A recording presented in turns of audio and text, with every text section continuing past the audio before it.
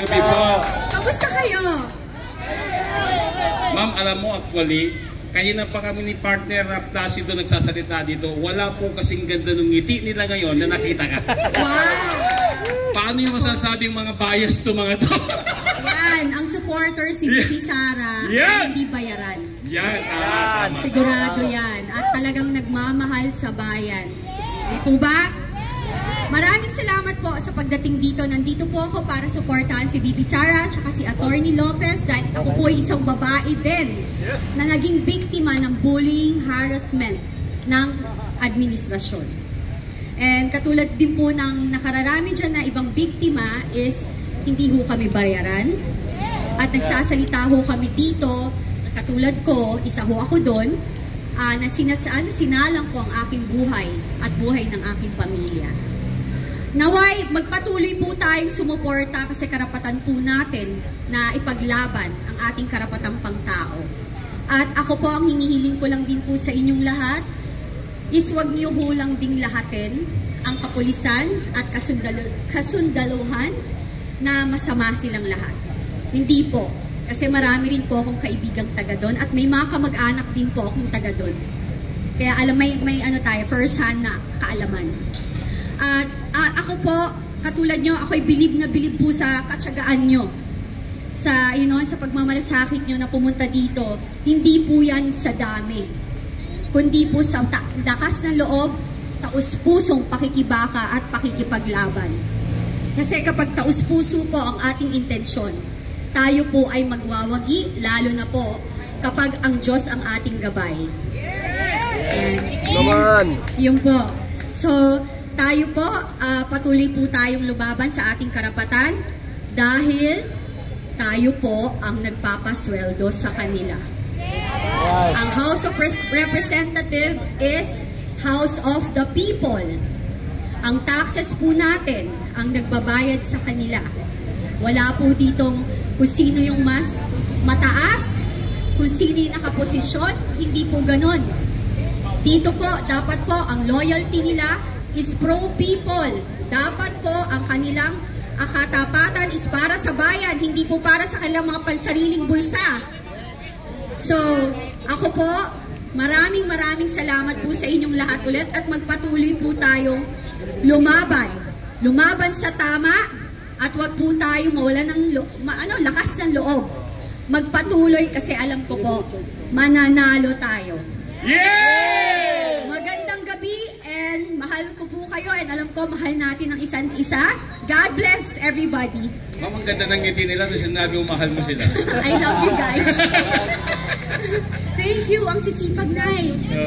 Alam mo, ang nanay, yan talaga ang what do you call this? Ang ilaw ng tahanan. Oh, yung mga lalaki naman, ma'am. Ang lalaki. Tagapundi ng ilaw ng tahanan.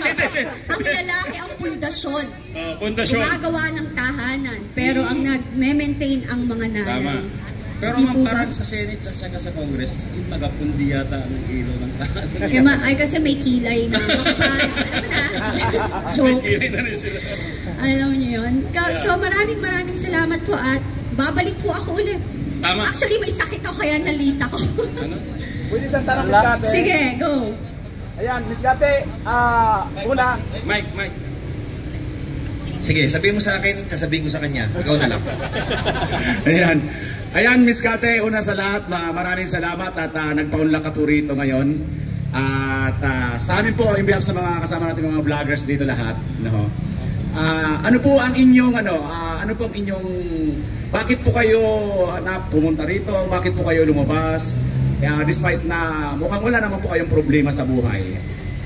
Again, ako ang iniisip ko na lang kasi 'di ba, sinabi ko naman to sa aking mga interview, na-trigger ako because I also like, especially now, nakita ko si Atty. Lopez na yung trauma, yung kanyang yung trauma na binigay sa kanya ng pambubuli, panghaharas kasi wala naman siyang ginagawang masama, rather than ginagawa lang niya ng tama ang kanyang trabaho, and dahil hindi nila makuha yung kanilang gustong sagot, ang House of Representative is harassing her and forcing her to say something na hindi naman kailangan or hindi niya talaga alam, So ako, na-trigger, naalala ko ulit yung ginawa nila sa akin, na babae ako, mayaman sila, powerful sila.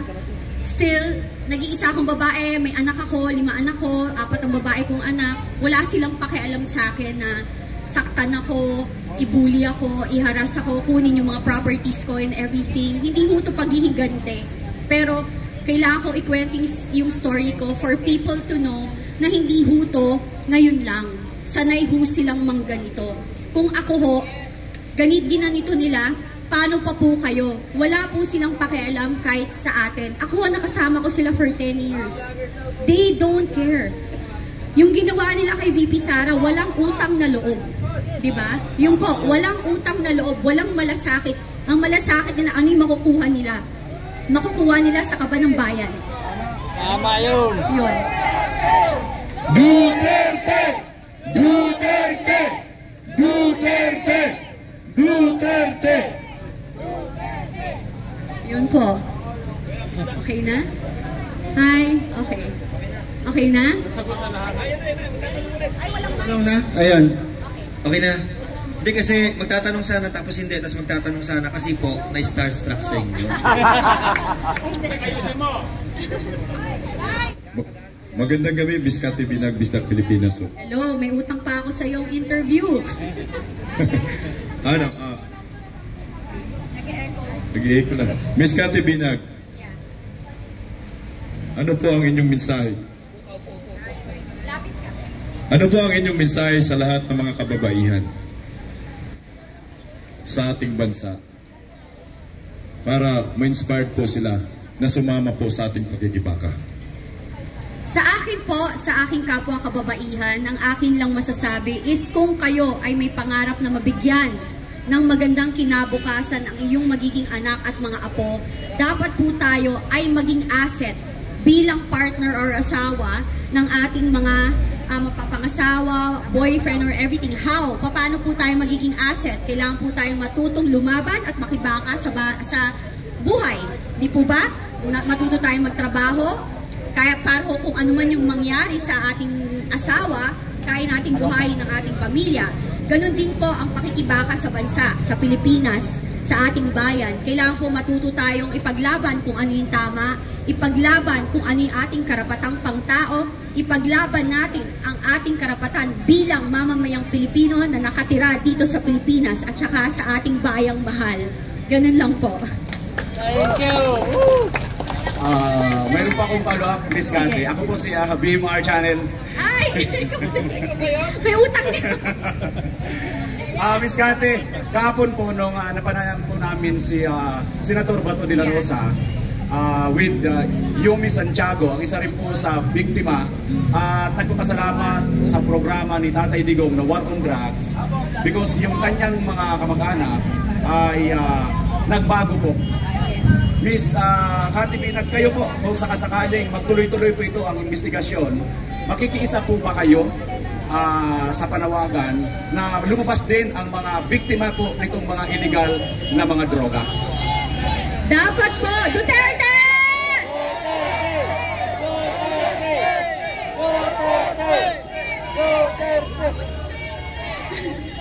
Nakakatawa. Opo, makikiisa ako kasi ang pangit pong ang ginagawa nila ngayon is pinagtatanggol po nila ang mga pushers at saka mga drug addict and convicted criminals. Perfect example is di ko nga matawag na congresswoman si Castro. Diba? Naglalakad na convicted criminal. Tapos etong ating mahal na lawyer na nagtatanggol sa mga IPs, nagtatrabaho ng malinis, gusto nilang ipakulong wala man lang kakaso-kaso. Anong ibig sabihin nun, di ba? It's a sign of bullying and harassment. At siya ay isang babae ang nakakatawa. Ikaw, Castro, kapal ng mukha mo, dapat nakakulong ka. Kapal ng mukha mo. Diba? Kapal ng mukha! Kapal ng mukha! Diba? Kapal ng mukha! Kasi dapat, ang akala ko ba, ang kaliwa is pinagtatanggol niya ang mamamayang Pilipino. Eh bakit siya sinisira niya or binababoy niya ang mga tao na walang kalaban-laban at normal lang at walang posisyon. you know. Then ako, lalaban talaga ako kasi kailangan malaman din nila sa mga biktima. Ako naman, naniniwala ako na mga pushers and addict pwedeng magbago. Pero choice nila. Kapag nanatili silang pushers and addict at namerwisyo sila sa lipunan, di ba? Kaya maraming namatay, na rape ng addict, pusher, na, you know, maraming pinagbentahan ng droga, kaya kumalat ang addict. Alam ko mahirap ang buhay, pero choice po natin, pumili na magkaroon ng trabaho na matino at maayos. Thank you. Miss Cathy, kasi sa group chat natin sa Die Hard nandoon ka. Nagtataka ako, kasi nasa mga ilang Zoom meeting kami with Cathy Binag. Nagtataka ako, bakit nakafocus kay Duterte, kay Ma'am, kay Attorney Lopez, yung issue. Hinahamon ko kayo, mga congressman, bakit hindi si Cathy Binag ang tawagin ninyo? Nang ilalabas ni Cathy Binag ang USB na hawak niya. Yes! Dapat yun ang tanong. Kasi, kilala ko si Martin. Kaya nga kinagulat ko yung kanyang pagbabago. Alam niyo ho, eto, ang pagkakakilala ko kay Martin, ang bait. Wala na now. Wala na now. Nagbago lahat. Nalulungkot ako. Kasi, alam nyo, ayan, yung mga kongresista dyan, sinira na nila ang future ng kanilang anak. Hindi lang sila, yung future ng kanilang anak, dadalhin ng kanilang anak yung ginagawa nila ngayon. Kala nila okay sila ngayon. Ilang taon lang ba tayo nabubuhay? Bukas makalawa, hindi nga natin alam di ba? So, yung protection nila is habang nakaposisyon sila, hanggang kailan yan? Di po ba? And you know, lahat sa politics, sa politika, lahat ho ay temporary lamang. Wala hong permanente. And sa ginawa nila, sinira nila yung kanilang pagkatao. Dapat naway, lalo yung matatanda dyan. You know, wag na tayo magpaka-plastic dito. Alam nyo, total, si Abante ginamit niya ang Panginoon. Nakikita ng Diyos lahat kung ano ang katotohanan. Yung nangyayari yung masasama ngayon, sa totoo lang, kagustuhan nun ni Lord to. Para po makita talaga natin kung ano yung totoong nangyayari sa ating bansa. Mataas na bilihin, bagyo, yung flood control projects. Alam mo, eto pa, kine-question nila ang confidential fund. Lahat ng politician ay, what do you call this, nagtatrabaho sa gobyerno, ay may confidential fund. So ang hamon ko, sa Quadcom, buksan natin ang libro ng lahat. Lahat na may confidential fund, buksan natin. Kung kini-question nyo ang confidential fund ni VP Sara. You want to be fair and square?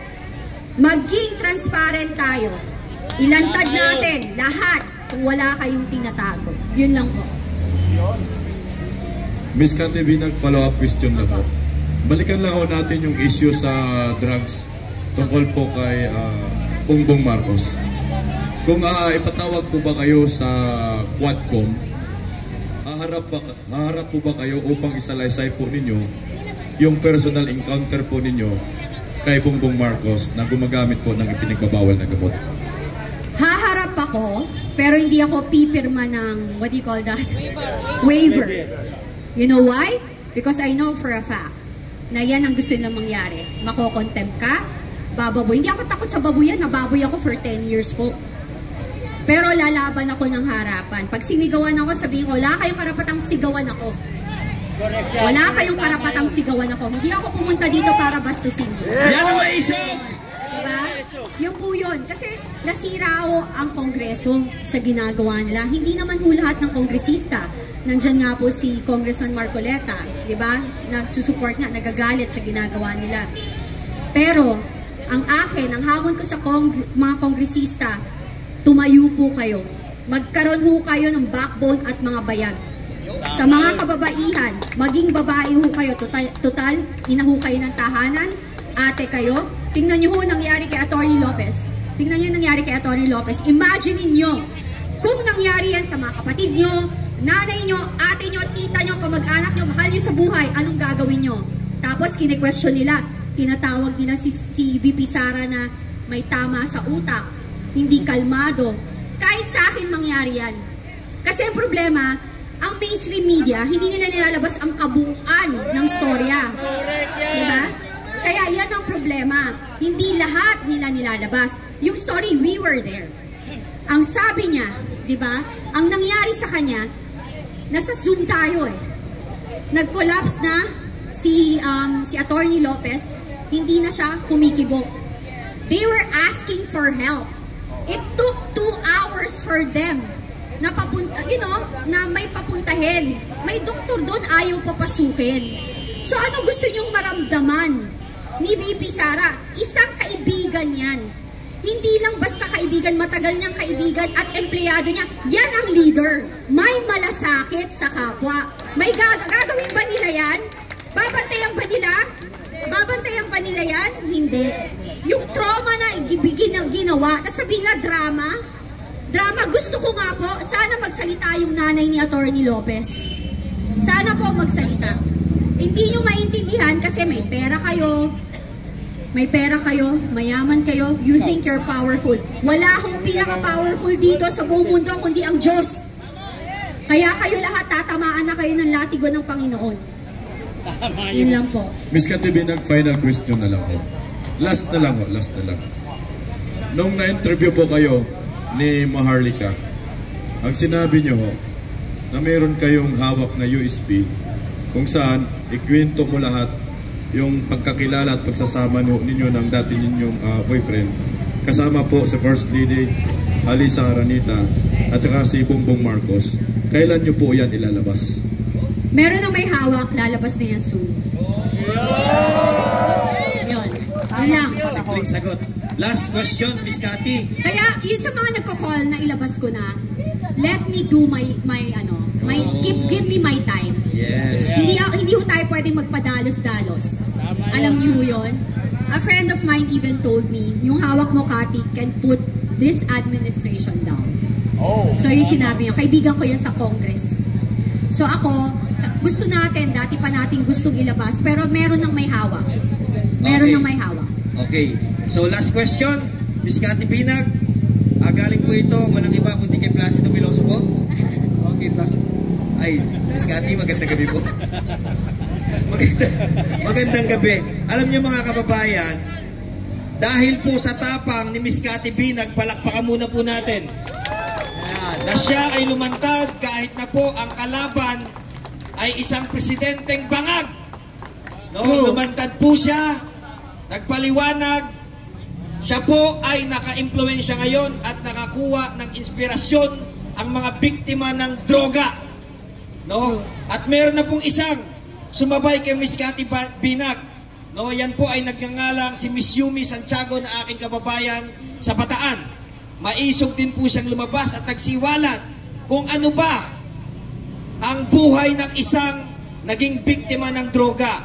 Ang tanong, Miss Cathy Binag, kung sakali ba na mas marami pang may inspire sa inyong matapang na paglantad at kayo ay higayating pangunahan na magsilabas at manawagan sa ating gobyerno ng isang masusing investigasyon, titindigan nyo ba ang mga biktima ng illegal na droga? Sa tingin mo ba, Placido, hindi ko titindigan? Sasagutin ko na yan! Yes! Nananawagan ako sa kapwa ko, biktima, pamilyang na biktima ng mga gumagamit ng droga, namatayan dahil pinatay ng adik, namatayan dahil pumasok sa pagbebenta ng droga ang kanilang kapamilya, ang mga nabiktima ng mga adik na nahagahasa, naharas, at nasira ang mga buhay dahil sa pagdodroga. Sabayan niyo po kami. Nandito po ako, tutulungan ko po kayo. Kahit maghirap ako. Palakpakan po natin si Miss Cathy Binag. Kaya Miss Yumi Santiago, kami po ay nananawagan. May partner na po tayo.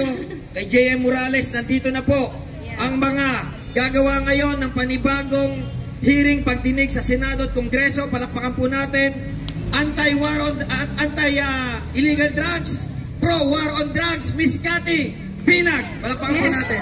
Tuwing mensahe mo Maganda po ang ginawa ni President Duterte na paglalaban. Thank you po. I love you also. I love you. I love you. Ay, from Canada. Wow! Thank you so much. Ayan. Maganda po ang ginawa ni President Duterte sa war on drugs. And again, sabi ko, hindi ko tinatanggal yung gusto, yung kasabihan or yung paniniwala na ang tao ay may pagbabago. Pero, nung panahon na yon, those are the safest year of our lives. Kasi takot po ang tao. Ultimong politician, takot magnakaw.